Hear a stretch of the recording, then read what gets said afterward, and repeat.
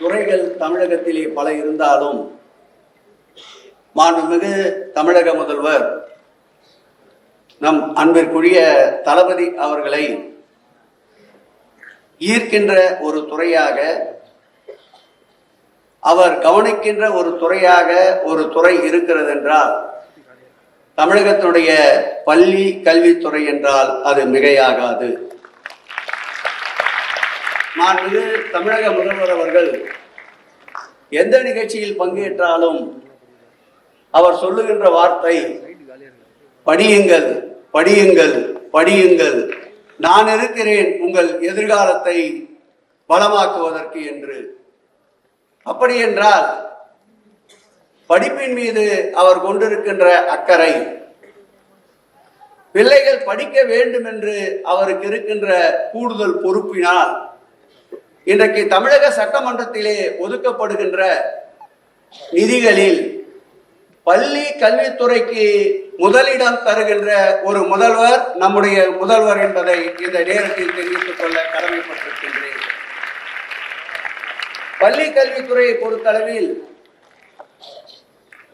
மாதம் ஒரு திட்டம் என்று கூறுவதை விட வாரம் ஒரு திட்டம், ஏதோ திட்டங்கள் அறிவிக்கப்படுவதோடு நின்று விடாமல் அதற்கு செயலாக்கம் தருகின்ற ஒரு புயல் வேக செயல் வீரர், ஒட்டுமொத்த இந்தியாவிலேயே இந்த கல்வித்துறைக்கு அமைச்சராக இருப்பவர்களை கணக்கெடுத்தால் நம்முடைய அன்பில் மகேஷ் பொய்யாமொழி அவர்கள்தான் முதலிடத்தை பெறுவார்கள் என்பதை இந்த அரங்கிலே நான் பதிவு செய்ய கடமைப்பட்டிருக்கின்றேன். மாண்புமிகு தமிழக முதல்வர் அவர்கள் சிந்தையில் உதித்த திட்டமான இல்லம் தேடி கல்வி என்ற திட்டம் பல்வேறு குழந்தைகளுடைய கல்விக்கு இருந்த தடையை உடைத்தெறிந்து லட்சக்கணக்கான குழந்தைகள் இன்றைக்கு பள்ளியிலே கல்வி கற்கிறார்கள் என்றால் அந்த திட்டத்திற்கு முழு முதற் காரணம் மாண்புமிகு தமிழக முதலமைச்சர் என்றால் அந்த திட்டத்தை மாண்புமிகு முதல்வருடைய எண்ணங்களுக்கு வண்ணங்கள் தந்த அமைச்சர் அன்பில் மகேஷ் பொய்யாமொழி என்பதை இந்த அரங்கிலே பதிவு செய்ய கடமைப்பட்டிருக்கின்றேன்.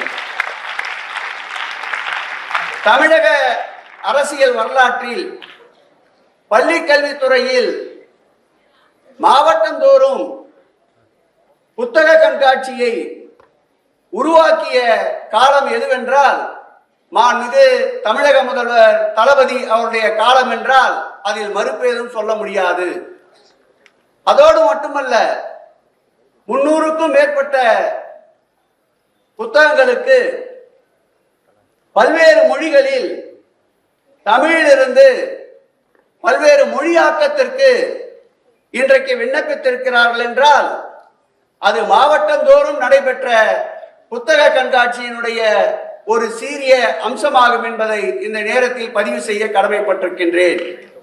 இன்றைக்கு நடைபெறுகின்ற நிகழ்ச்சி பள்ளி என்பது படிப்போடு நின்று விடாமல் அதில் நம்முடைய தமிழர்களுடைய தொன்று தொட்டு இருக்கின்ற கல் தோன்றா முன் தோன்றா, கல் தோன்றா முன் தோன்றா முன் தோன்றிய மூத்த மொழி தமிழ் என்பார்கள்.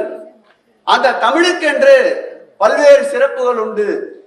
அது ஜல்லிக்கட்டில் ஆரம்பித்து நம் நாட்டின் கிராமப்புற கரகாட்டம் வரையில் இதுவரையில் எந்த மேலை நாடுகளும் திருடி செல்லாத ஒரு செல்வம் உண்டென்றால் அது கலை, தமிழக கலை என்பதை நான் இங்கே பதிவு செய்ய கடமைப்பட்டிருக்கின்றேன்.